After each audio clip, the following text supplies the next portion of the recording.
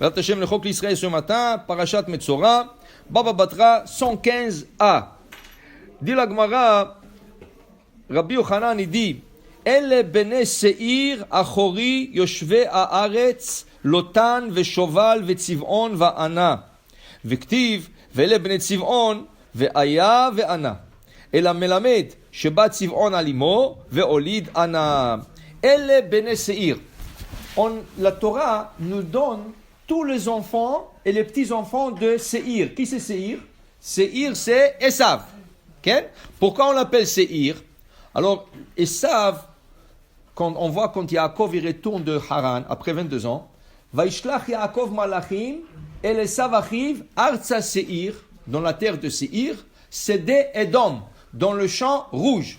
Disent les commentateurs, Esav ne voulait jamais, tout jamais, jusqu'à qui prend sa vengeance, oublier qu'est-ce que son petit frère lui a fait, qui lui a acheté le droit d'aînesse et lui a pris le Berachot. Qu'est-ce qu'il a fait pour ne jamais oublier? Il a appelé son pays Seir. Seir, de quel mot ça vient? Se'ar, le cheveu, le poil. Comment est-ce qu'il a pris le brachot?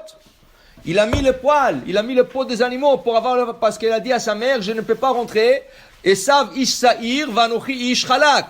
Alors, à cause de ce se'ar, à cause de ce poil que sa mère se lui a mis sur le bras, sur le main, c'est comme ça qu'il a eu le berachot. Il ne voulait jamais oublier ça. Alors, il a appelé son pays Arza Seir, Eretz Seir.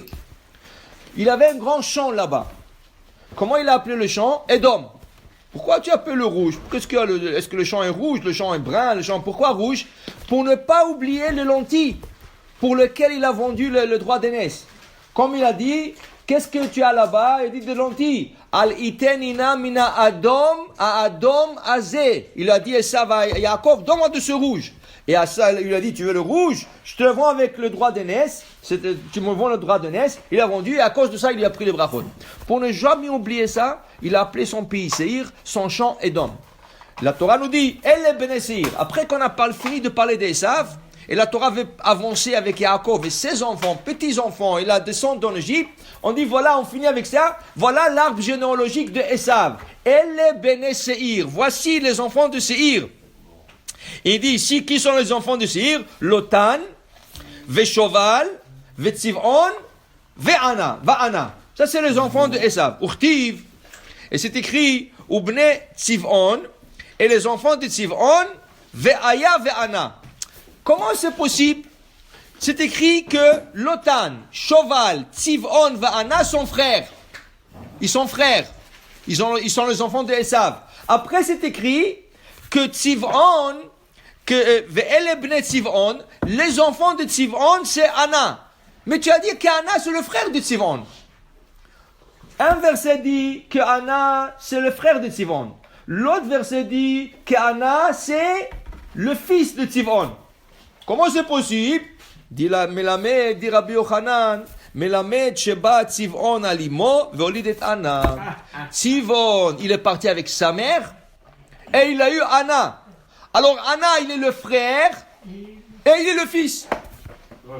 Et la Torah a dit Rabbi Yochanan, la Torah nous a donné 2-3 exemples. Elle est Bene Seir, voici les enfants de Seir. Et qu'est-ce que la Torah dit? Pourquoi elle a donné? Pourquoi c'est important de savoir les enfants de Seir? Parce que si tu vérifies bien le verset, tu vas trouver qu'ils sont tous de Mamzerim. Ils étaient tous ou avec leur mère ou avec leur sœur. Alors ils sont frères et père et fils en même temps. Alors c'est pour ça que la Torah a énuméré les enfants de Esav pour que tu saches qu'ils sont Mamzerim. De là tu comprends le raisonnement d'Avraham Avinu. Avraham Avinu a converti tout le monde. Il courait après les gens de leur convertir. Dans la religion juive, on ne court pas après les gens de leur convertir. Mais Abraham courait convertir les gens. Parce qu'à l'époque d'Abraham, il y avait des idolâtres, que des idolâtres. Et il voulait que les gens croient en Hachem. C'est pas pour convertir, pour dire croyez en moi. Il voulait que les gens croient en Hachem, pas dans des idoles qui ne vont rien. Okay? Maintenant, c'est écrit qu'un jour, okay, il y a une princesse qui s'appelle Timna. Son père, c'est un des rois d'Édom, du pays d'Édom. Elle vient chez Abraham et Sarah et dit, s'il vous plaît, j'aimerais me convertir. C'était très rare. Normalement, c'est Abraham qui courait après les gens convertir. Et elle est venue se convertir. Abraham lui a dit, je m'excuse, non. Elle a parlé avec Sarah, je m'excuse, non. Il dit, c'est quoi, comment? Et ils convertissent tout le monde. Et Rachid dit, c'est son nom du Talmud Rash, Timna bat melachim aïta. C'était pas une fille de la rue. Tu parles pas de n'importe quelle fille. Tu parles d'une fille, d'une princesse, du sang royal de Esav. Et pourquoi Abraham ne veut pas la convertir? Pourquoi Abraham ne voulait pas la convertir? Qu'est-ce qu'elle fait, cette fille? Elle a dit, tu sais quoi? Tu ne veux pas me convertir? Je vais essayer. Rentrer par la porte en arrière. Elle a tout essayé. Yitzhak, il ne va pas se marier avec lui. C'est sûr qu'il ne va pas se marier avec elle. Alors, elle est partie se marier avec Esav. Okay? Esav a dit, écoute-moi, j'ai déjà des femmes, laisse-moi tranquille. Trouve-toi quelqu'un d'autre. À qui elle se marie? Avec le fils de Esav. Le fils de Esav qui s'appelle Eliphaz. Et Eliphaz, il dit, non, moi non plus, je n'ai pas besoin de toi, j'ai des femmes. J'ai assez de femmes. Alors, il dit, écoute, je suis prête à être ta concubine. Pas besoin de se marier. Je suis ton ami, concubine. Oh, ils appellent ici le conjoint de fée. Ok, yallah. Une femme de plus, pas grave. Je ne suis pas obligé de la nourrir, de la vêtir, tout ça. Il a pris. Qui ils ont eu ensemble? Eliphaz et Timna. Ils ont eu Amalek. Amalek, il est né de cette relation. Amalek, quand il va grandir, sa mère, qu'est-ce qu'il va lui dire? Exactement qu'est-ce qu'ils disent les Palestiniens ou leurs enfants. Tu sais, les Juifs, ils sont mauvais, Abraham est mauvais, j'essaie de les convertir et tout ça. Et lui a bourré la tête à ce Amalek toute la journée, depuis matin au soir. Quand Amalek a grandi, en Israël, ils sont sortis d'Égypte, il a envoyé ses enfants à Amalek pour attaquer Israël. Combien il a voyagé sur Amalek? Il a voyagé d'Israël jusqu'à l'Égypte. Il n'était pas en Israël, il était dans le parage là-bas. La Gemara dit 1600 km à pied ils ont fait sur Amalek. Dès qu'ils ont entendu qu'Am Israël est sorti d'Égypte, ils ont fait 1600 km à pied pour les attaquer. Et ils savaient qu'ils n'ont aucune chance. Ils étaient des kamikazes. Mais ils voulaient mettre le point. Pourquoi Abraham ne voulait pas convertir cette fille? Mais quand tu lis ça, qu'est-ce qu'il dit Rabbi Yochanan, tu comprends? Abraham, il dit, moi je vais prendre des mamzeras.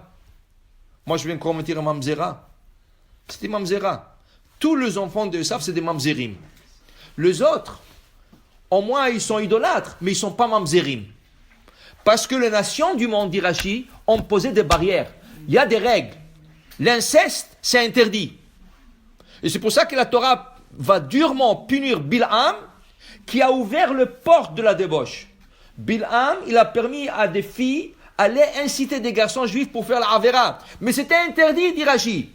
Le Goïm, ce sont, après le Maboul, après le déluge, le Goïm ont posé la barrière de la débauche. C'était grave. Une fille qui s'est trouvée qu'elle était avec un garçon, son mariage, le Goïm l'a tué. Le Beddin de Goïm l'ont tué. Le Beddin de Goïm l'ont tué.